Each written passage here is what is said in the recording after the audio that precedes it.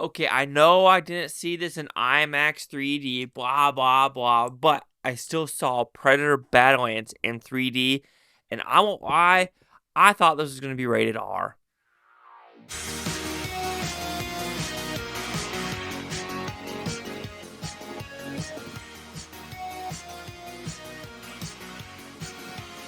Chase Lee Hockey here with the Blue Futon, reviewing Predator Badlands in 3D. So it's about pretty simple premise. We have one predator who is kind of the runt of his clan, and he is going to destroy, kill one of the biggest monsters that even his father is afraid of, because his father is something horrific to the family, and wants revenge for things that occurred. And we are going to go into, like I said, this Badland area, meet, this robot and other creatures. And when dealing with this film, let's talk about the 3D first. I thought the 3D was pretty good / okay.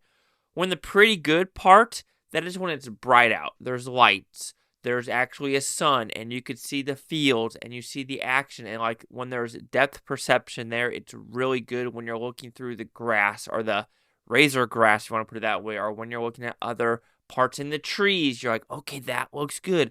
And the pop-out effects is pretty good when you do have some sword play and some spheres. When it pops up at you, you're like, okay, that is some good pop-out effects. So anytime it's bright and the action is visible, it's like, yes, that is some good pop-out and depth effects. I would say the big problem is the third act and the very, very first fight sequence. It's very dark settings, and the 3D doesn't shine as well as I think it wants it to. Yes, there are a couple scenes when the sword / bow, because they do have lights on them, do go through rocks, trees, people.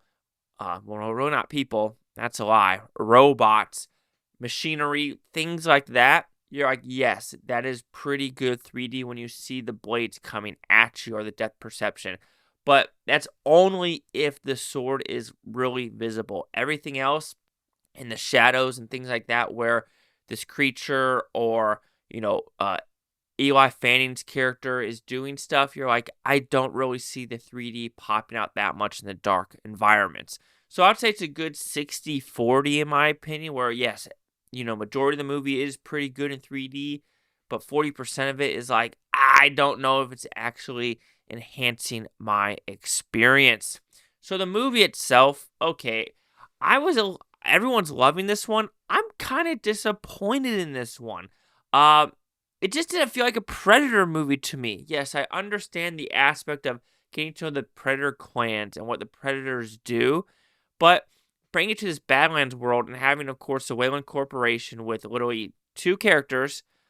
Eli Fanning plays a couple robots, and another dude that plays all the other robots. Like, it's literally two, quote-unquote, human-esque face features that are in this movie, which is fine because this is a land that probably no one else could survive on. And the whole point of their mission is also to get the big-ass creature that the Predator creature wants to get. His name is Deck. Then you have like the robots with a Tessa and someone else. Why am I drawing a blank? But anyway, you get my point. Characters are pretty minimal. And it's just like when you're adding these goofy like creature characters and you're adding these odd elements, the tonal shift of this movie doesn't feel Predator. Yes, I understand they're probably trying to go something different, and the director to do Prey, and Prey was a hard R dealing with Native Americans and the Predator trying to kill them. And of course, the only other PG-13 Predator movie was Alien vs. Predator, the first one, because the second one did go R. And yes, is there violence in this one? Absolutely. Are creatures getting split in half? Are robots getting blown up? Absolutely. But knowing that it's robots and creatures, it just, yeah, you could say the movie's fun, and I'll give it that. There are fun elements to this movie, but the Predator-esque element to it, I don't know. I just felt like it was toned down just with making this like a goofy time with the creatures. I think that's what really bothered me. Yes, the creature might be cool that they call it booty or butt or something like that. I don't remember, but it just it didn't feel Predator. People are gonna dog me for that, and I'm okay with it.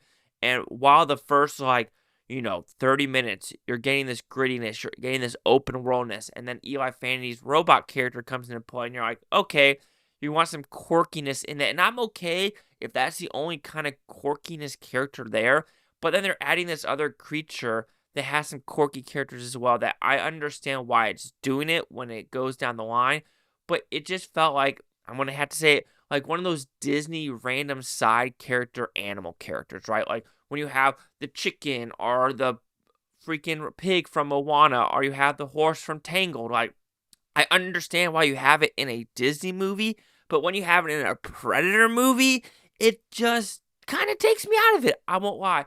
Yes, I understand why they have it to connect to something at the very end. I completely understand. But also just at a point, like, I was watching this movie, keep going, and keep going. I'm just like I was like, in my back of my mind, I'm like, it doesn't feel R. Like, this doesn't feel gritty enough for me. And then realizing it is PG-13, I was like, oh snap, interesting.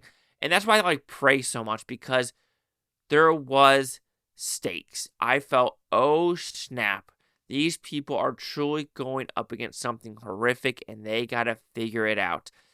Even the animated movie that he helped make on Hulu, Hunter of Hunters, that is R-rated.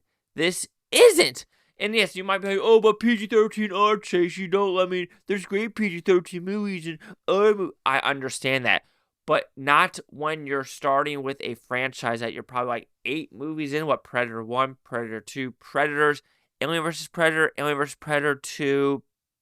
You have this one. You have Prey. I think there's like 1 or 2 more that I'm. Oh, Predator, Badlands, or not Badlands, and then Hunter of Hunters. So that is about 7-ish movies, and this is one where I'm just thinking about Alien vs. Predator. It's not a good movie at all, but the tonal feeling was there. Prometheus, even though that's aliens, the feeling was in the Alien universe. I swear to God, if they ever make an Alien movie that's PG-13, I'm done. I'm freaking done. But yes, this movie does look great. The special effects, the makeup is fantastic. Eli Fanning does a great job. The guy that plays the all other robots, I don't know his name. Guilty as charged. Sue me in the comments. I don't give a crap. But it's a good looking movie. Absolutely. It's directed well. It is fun. I'll give it that, of understanding this environment. And there are some badass battle sequences. There's no denying that at all. However, it just felt cheesy on some levels. It felt goofy on some levels. And I just didn't really feel some of the Predatorness, that like the grittiness in this movie. That it just felt like, yeah, we're going to have like a fun time with Predator. So Predator Badlands will receive a 3.5 out of 5 with Futon, which equals at 70%. And even with my out of the theater reaction, I was going between a 60 and 70. But like I said, I think the action was pretty damn good. And I think I could, if it didn't have some of the creature goofiness, this would easily be an 80. Could even be a 90. But I just love seeing blood and gore in Predator movies. Like, I want to see heads exploding. When I realized it's all gobbly-goo from the Wayland robots, I felt a little disappointed. So let's see the critics and your scores gave this one. So we have critics at 85% with 203, audience score at 2,500. And apparently, the guy playing the Predator, oh God, Dimitrius Schuster-Koloamatangi. Oh my God, how do you expect me to pronounce that, dude? Huh.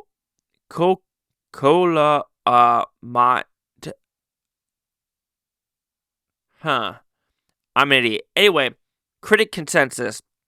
Director Dan Trachtenberg continues to take the Predator franchise in an exciting new direction with Badlands, a role-licking adventure that transforms one of the cinema's most iconic brutes into a hero worth rooting for.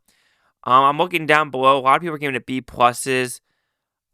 This guy said I was engaged. I was unengaged by it. Want to give it 8 out of 10, a 9 out of 10. I mean, sure. I mean, I don't know. Like I said, I'm not loving it like all other people are. There we go. Dive deep movie reviews on YouTube. Feels like a Disney fictation of the franchise. Popular with cute characters and quirky sidekicks. Another example of Disney movie trying to exonerate its central villain. Boom.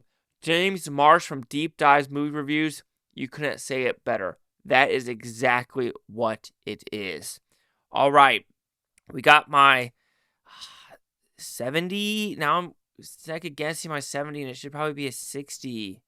We're changing it. Predator Badlands will receive a 3 out of 5 with futons, which equals at 60%. Yep, we are changing the score in this review.